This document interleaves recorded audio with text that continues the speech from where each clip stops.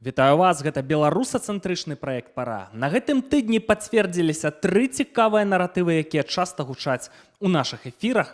Агулам скажу так, што у Лукашэнкі праблемы, а што яшчэ будзе? У рэжыма грандыёзныя праблемы. І фінал Лукашэнкі і ягонага рэжыму абсалютна зразумелы. Я б нават сказаў, навукова зразумелы. У гэтым відэа я прабягуся па важных тэндэнцыях і дзе што расшыфрую. Першая тэндэнцыя – гэта сур'ёзная праблема, я б нават сказаў, варажнеча ў Лукашэнкі з Пуціным.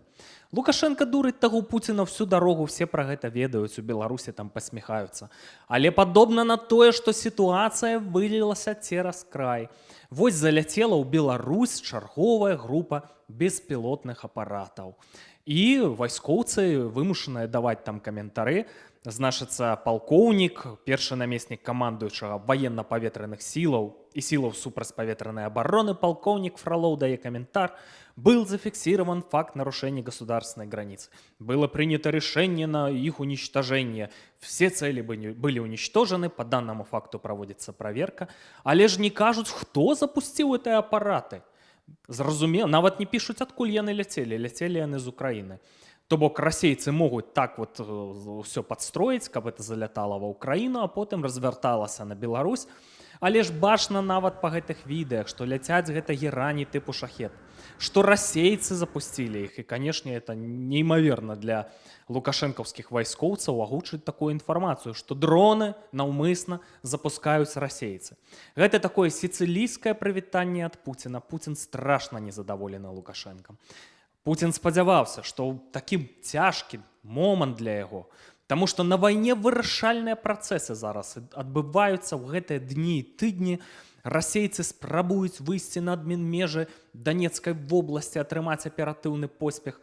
Пуцін разлічваў, прасіў Лукашэнку, каб той эскалаваў сітуацыю на мяжы беларуска-украінскай, каб адцягнуць рэзервы украінскія. А Лукашенко папросту гэтага не зрабіў, правёў дээскалацыю.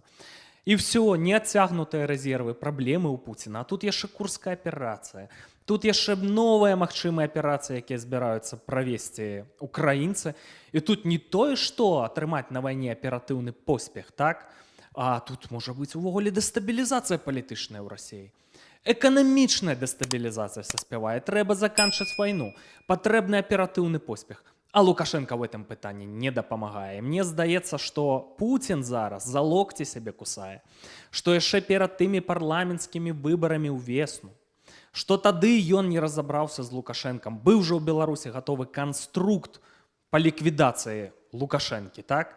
Былі кандыдатуры стаць на ягонае месца. Пабаяліся, што сітуацыя выйдзе з-пад кантролю, пабаяліся страціць беларускі плацдарм. Ну, а цяпер, вот, калі ласка, значыцца, саюзнічак, хаўруснічак не дапамагае ў вельмі-вельмі важны момант. Ну і што далей можа адбывацца? Ці пачнуць гэтыя дроны лупіць там па будынках у Беларусі ўжо ў адкрытую? Можа быць так, можа быць не. Я думаю, што адзін варыянт, што Пуцін будзе разбірацца з Лукашэнкам пад кампанію так званых выбараў прэзідэнта. Прыгадайце 2020 год. Нават вот кандыдаты на прэзідэнта, якія ўвайшлі ў гісторыю, змянілі гісторыю Беларусі. Я не хачу нікога ні ў чым абвінавачваць, тым больш, што людзі сядзяць у вязніцы. Але я думаю, што маглі іх ускосна скарыстаць, так? Скарысталі расейцы паліттэхналогіі, дабіліся ўзбуджэння ў грамадстве, каб саслабіць Лукашэнку, узяць беларускі плацдарм канчаткова пад свой стратэгічны кантроль. Ну і тады ў 2020 годзе змаглі яны падпаліць кнот на дынаміце, так, і это спрацавала на беларускі народ, план спрацаваў. Але захавалі Лукашэнку і ў выніку, якая сітуацыя, у патрэбны момант ён Пуціну не дапамагае. Другі варыянт, што ўжо адкрытую пачнуць лупіць гэтымі шахедамі. Все ж ведаюць, хто іх пасылае, так? Рэальная праблема. У адкрытую дэстабілізіруюць абстаноўку і пад гэты шумок знойдуць інструменты, каб ліквідзіраваць Лукашэнку, каб яго не стала. І зробіць это Расія. І Лукашенко ведае ў прынцыпе, што галоўная пагроза сыходзіць для яго з усходу. Што это не толькі тычыцца варыянтаў ягонай ліквідацыі. Гэта варыянты эканамічнай дэстабілізацыі. Экспарт прывязаны да Расіі больш чым на 60%. Закруцяць кранікі, все, арывідэрчы. Вот такая сітуацыя. І самае цікавае, што то ў гэты момант, я б сказаў, нават драматычны момант, што робіць Лукашенко. Ну а Лукашенко трымае кулачкі за Украіну, каб яны далі расейцам прыкурыць. Не разграмілі Расею, зразумела, так, але правялі яшчэ новыя крэатыўныя аперацыі, каб вось гэтая вайсковая сітуацыя максімальна доўга працягвалася, і это вось выдатная сітуацыя, пры якой рэжым Лукашэнкі можа выжываць. Але і тут Расія можа, па-першае, сама эканамічна дэстабілізавацца, па-другое, закрыць Лукашэнку экспартны кранік, і все, дэстабілізацыя ў Беларусі.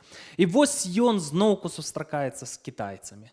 Просіць, перадае сігналы Сі Цзіньпіну, каб ён абараніў яго ў фізічным сэнсе, каб Володя яго не ліквідзіраваў, і падстрахаваў у эканамічным сэнсе. Ну, кітайцы людзі ж звыш прагматычныя. Ім Лукашенка, не Лукашенка, ім трэба стабільная тэрыторыя, Беларусь як экспартны хаб, транзіт на захад, вось што ім патрэбна. Таму я не думаю, што яны асабліва тут будуць тапіць за Лукашэнку. А другі момант, другая важная тэндэнцыя, гэта манеўр Лукашэнкі на захад. Спроба своеасаблівая, канешне, але выпусцілі на прайшоўшым тыдні трэцюю групу палітвязняў. Вось дзяжурныя словы генпракурора Лукашэнкі Андрэя Шведа на гэты конт.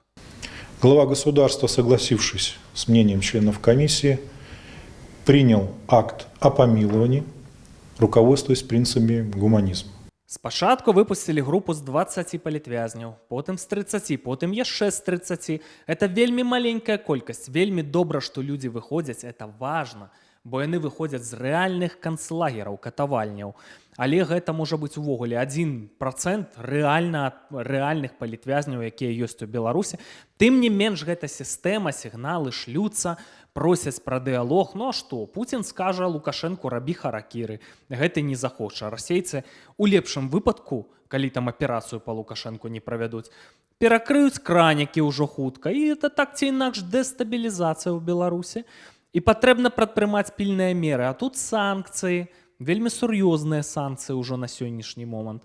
Тут памежныя пераходы закрытыя і гэтак далей. І дзе-нідзе прапагандысты Лукашэнкі ўжо называюць рэальныя матывы, чаму яны разгарнулі гандаль людзьмі. У нас есть определенные обязательства. У нас 2,5 миллиона пенсионеров. Мы платим более $1 200 000. Привожу в долларах, потому что смотрит много с зарубежной аудитории. $1 200 000 в год пособий. Пособий по беременности. Конечно, если пойдет речь отпустить еще какую-то партию взамен на отмену санкций, я говорю как есть. Потому что я политолог, и никакое должностное лицо, хоть и угроза их национальной безопасности. Мы можем рассмотреть все вопросы, потому что нам надо платить пенсии, нам надо содержать рожениц, декретниц, растить детей. И, конечно, мы можем пойти на обмен. Канешне, цынізм проста неймаверны. Я думаю, што гэтыя наратывы Васкрасенскаму Лукашенко перадаў у прыватных размовах. Это яны так з пазіцыі сілы хочуць дзейнічаць. Пераўтварылі краіну ў канцлагер, арганізавалі дэмаграфічную катастрофу, магчыма, 1 мільён чалавек з'ехаў з Беларусі. Самыя падпілавалі пад сабой суку ў эканамічным плане, зараз скардзяцца. Прапусцілі акупанта праз нашу тэрыторыю, пагражаюць ядравай зброі, а зараз гавораць, мы выпустим 50-100 сваіх суайчыннікаў, адмяняйце санкцыі, адкрывайце межы, паўторым макеевскую лібералізацыю, все будзе нармальна. Чым вы думалі ўвогуле, адкуль бярэцца такая дыпламатыя? Дарэчы, міністр замежных справаў Рыжынкоў падобным рэчышча дзейнічае. На што яны разлічваюць увогуле? Бо што будзе рабіць Захад? Як мінімум, Захад пачакае развязкі ва ўкраіне. А там можа быць развязка на карысць украінцаў. Расія не можа выйсці на межы Донецкай вобласці, як бы яны там не ціснулі. Вот прямо зараз сталі пад Часів Ярам, пад Пакроўскам і гэтак далей. Не атрымліваецца атрымаць аператыўны поспех. А Украіна зрабіла Курск, магчыма зробіць Крым, канфігурацыя моцна можа змяніцца на украінскую карысць і папахвае ў Расіі дэстабілізацыяй. Дарэчы, у тым ліку і эканамічнай, не толькі палітычнай. Таму на Захадзе, канешне, пачакаюць, развязка адносна хутка настане. Другі момант, канешне, на захадзе пачакаюць выбара ў штатах. І вось гэта трэці наратыў. На мяне сварыліся, мяне вельмі крытыкавалі, што я кажу, для нас, для беларусаў, у нашых нацыянальных інтарэсах, каб перамог мужчына, якому нядаўна прастрэлілі вуха, а не кандыдатка-жанчына. І вось мае словы пацвердзіў на прайшоўшым тыдні Уладзімір Пуцін, які в адкрытую сказаў, што ён падтрымлівае кандыдатку-жанчыну, таму што яна заразліва смяецца. А той мужчына, ён жа дапамагаў украінцам зброяй, ён жа самыя кашмарныя санкцыі ўводзіў супраць Расіі, што ён Расіі не друг, хоць ён кажа, што друг, а ён вот не друг. І ён абсалютна, Пуцін мае рацыю, і кажа в адкрытую. Таму што якраз такі кандыдат-мужчына разумее важнасць Беларусі, важнасць Украіны. Не дай Бог Украіна трапляе пад кантроль Расіі, гэта пагроза ўсяму заходняму свету. І гэта прамая пагроза гегемоніі і ментарству штатаў. Захад, безумоўна, ад гэтага саслабее. А сёння ёсць унікальны шанец вырваць тую ж Беларусь з гэтай расійскай арбіты.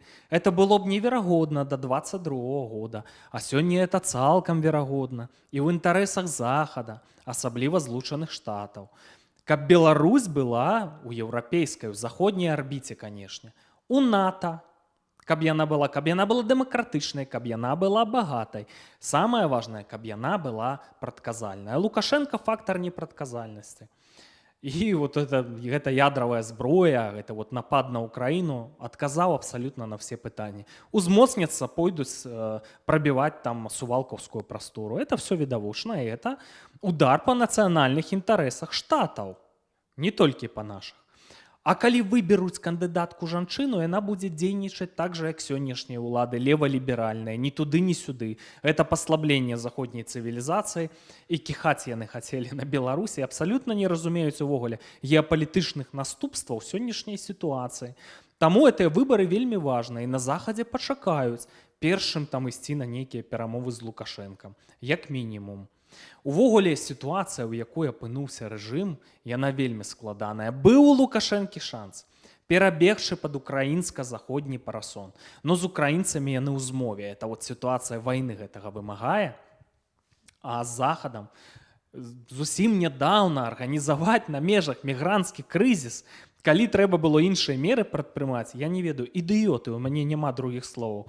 І пасля гэтага кажуць, мы выпусцім сваіх суайчыннікаў, вы нам санкцыі адмяніце, значыцца, а все, а лібералізацыі ніякой не будзе. Ну вот такая дыпламатыя, дурні. І ўвогуле рэжым Лукашэнкі у вельмі складанай сітуацыі. І складана з гэтай сітуацыі тлумачыць публіцыст, гісторык, доктар навук Александр Фрыдман, які даў вялікае інтэрв'ю на рацыі, поўная версія гэтай гутаркі у апісанні да гэтага відэа. Калі ўсё складзецца для Расіі неспрыяльна ў гэтай вайне, бо лёс Лукашэнкі ён звязаны з Расіяй. Уявіць сябе такую сітуацыю, што Расія атрымлівае паразу ў вайне, але з Лукашэнкам усё будзе нармальна, ён захоўвае ўладу і працягвае гаспадарыць у Беларусі, гэта выглядае хутчэй усё ж такі неверагодна.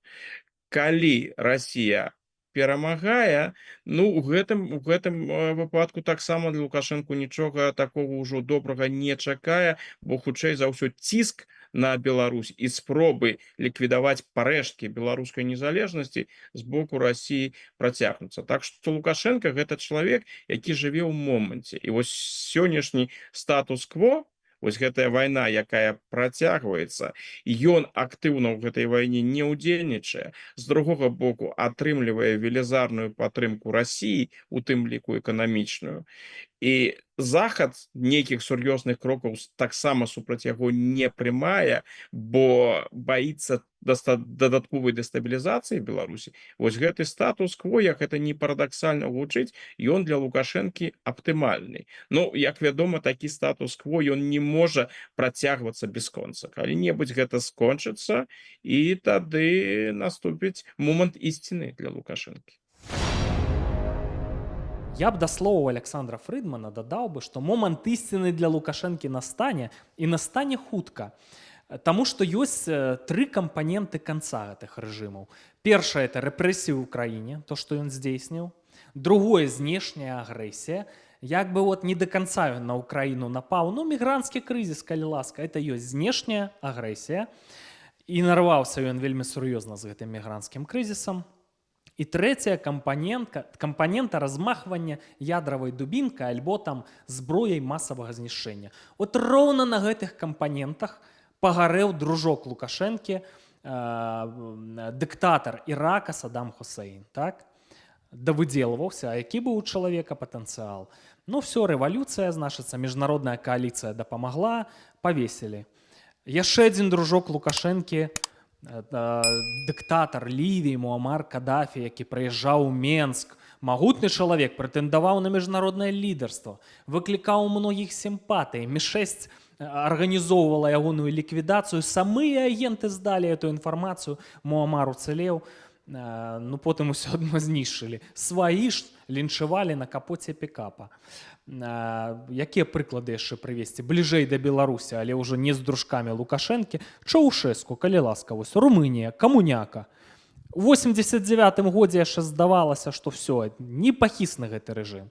Но там ужо вясна народаў пачыналася, слабеў Савецкі Саюз. Імгненна ўсё скончылася, значыцца, закалот, зарубіўся са сваімі ж вайскоўцамі, скінулі, правялі хуценька суд, хуценька знішчылі, расстралялі публічна. Ну, каб таксама сляды зацерці. Пагана скончылася гісторыя. Ну, далей так, калі пайсці, то это Беніта Мусаліні, эпатажны лідар Італіі. Ну, все, у канцы Другой сусветнай вайны Хаурус з Гітлерам дрэнную службу сыграў. Все, вылавілі, забілі, цела павесілі ў Мілане, здаецца, так, на агляд людзям. Да? Людзі, аказваецца, ненавідзелі Беніта Мусаліні, разгарнуў рэпрэсіі. Ну, былі выпадкі, канешне, вот як Францыска Франка ў Іспаніі. Ну, там быў майстар балансу, канешне, майстар балансу. І як бы добраахвотнікаў на вайну паслаў за Гітлера, сам у вайну не ўвязаўся, і умеў там перамаўляцца. Інтэлігентны чалавек, это не Лукашенко і не Рыжэнко. Умеў ён размаўляць, балансаваць. Да старасці пражыў, перадаў уладу каралю, арганізавалі дэмакратыю, все нормально. Нацыянальны патэнцыял Іспаніі не знішчыў, не тое, што Лукашенко і Беларусь. Быў такі дыктатар Салазар, да сёння паважаны чалавек у Партугаліі, дажыў да старасці, далі памерці, з пашанай пахавалі. Потым прайшла рэвалюцыя дэмакратычная. Ну і ён жа ж не знішчаў патэнцыял Партугаліі і асабліва там дбаў пра гісторыю, культуру Партугаліі. Это ж не Лукашенко, разумееце, які з беларусаў бязродных псоў хоча зрабіць. Ну, таму Лукашенко вляпаўся па поўнай праграме, таму што калі навукова падыходзіць да справы знешняя агрэсія, з этой ядзернай дубінкай, з рэпрэсіямі, да ненавідзяць яго ў Беларусі все. Хтосьці яшчэ, можа быць, думае, што там нармальна ставіцца, закладнікі стакгольмскага сіндрому. Пабачыце, што ненавідзяць беларусы, это рэжым гэтага Лукашэнку. І варыянтаў у яго фактычна няма добрых. І вот са мной пагадзіўся на гэты конт Александр Фрідман і апісаў, у прынцыпе, якім будзе фінал гэтага рэжыму. Так, трэба рэалістычна ацэньваць тое, што зараз адбываецца. Умовы вельмі неспрыяльныя. Але колькі было выпадкаў у гісторыі, калі тут падзеі развіваліся зусім інакш. Калі дыктатуры, якія лічыліся, што яны будуць існаваць вечна, у адзін момант абрынуліся. Ёсць вельмі добры гістарычны прыклад. 89 год у Румыніі. Дыктатура Чаўшэску. Ну, ўжо якой стабільнай яна казалася. І большасць назіральнікаў лічылі, што гэты рэжым, безумоўна, будзе існаваць яшчэ доўга. Ёсць нават шэраг публікацый, які выйшлі на пачатку 89 году на Захадзе, з поўнай упэўненасцю, што Чаўшэску нічога не пагражае і што, безумоўна, гэты рэжым будзе існаваць яшчэ доўга, доўга і доўга. А ўжо напрыканцы 89 году рэжым Чаўшэску стаў гісторыяй. А сам дыктатар быў у рамках судовага працэсу, ну, сапраўдным судовым працэсам гэта назваць, канешне, цяжка, быў прыгавораны да смяротнага пакарання, і на гэтым эпоха дыктатуры ў Румыніі скончылася. Калі ты назіраеш за той же румынскай сітуацыяй рэтраспектыўна, вось сёння з пазіцыі сённяшняга дня, ідзе аналіз розных фактараў, ну разумееш, што лёс румынскай дыктатуры шмат у чым быў прадвызначаны. Сёння, калі мы назіраем за дыктатурай Лукашенка, яна падаецца, канешне, вельмі стабільнай, моцнай, за ёй стаіць таксама Масква. Але ізноў жа, трываласць дыктатураў, менавіта дыктатураў, не трэба пераацэньваць. З дыктатурамі вельмі часта адбываецца наступнае. Яны падаюцца стабільнымі, і ў адзін момант яны знікаюць. Я не думаю, што рэжым Лукашенка ў гэтым сэнсе больш пашанцуе. Я хачу вам сказаць на развітанне, што ў тых сцэнарах, якія гучаць на канале Пара, я абсалютна ў іх перакананы, якой бы ні была крытыка. Людзі хочуць, каб сцэнары здзейсніліся паслязаўтра. Так не заўсёды бывае, але з пункту гледжання навукі, гістарычнай навукі, все. Гэтаму рэжыму вынесены прысуд. Хоць быў шанс у Лукашэнкі, ну, зрабіць, значыцца, мігранцкі крызіс арганізаваць. Гэта проста трэба ўмець, так уляпацца, і все. Як падпальваюць канатную дарогу, вот яна ўжо падпаленая і згарэла, і нічога не атрымаецца. І рэжым гэты, безумоўна, дэградуе. Увогуле, да чаго б яны не датыкаліся, усё пераўтвараецца ў нікчэмнасць. Інвеставаў ён у хакей, і той хакей здэградаваў канчаткова. Так нават на чэмпіянатах гуляць не могуць. А вось, да творчасці. Галоўны кампазітар краіны, ягоная невестка. Там творчы патэнцыял максімум у караоке «Зелёная паляна» спяваць. А тут галоўная кампазітарка. Карацей, дэградацыя, поўныя ссаўкі, канец этой жудаснай эпохі, са страхам будзем яе ўспамінаць. Прытым хутка. Ад'ёс, аміга.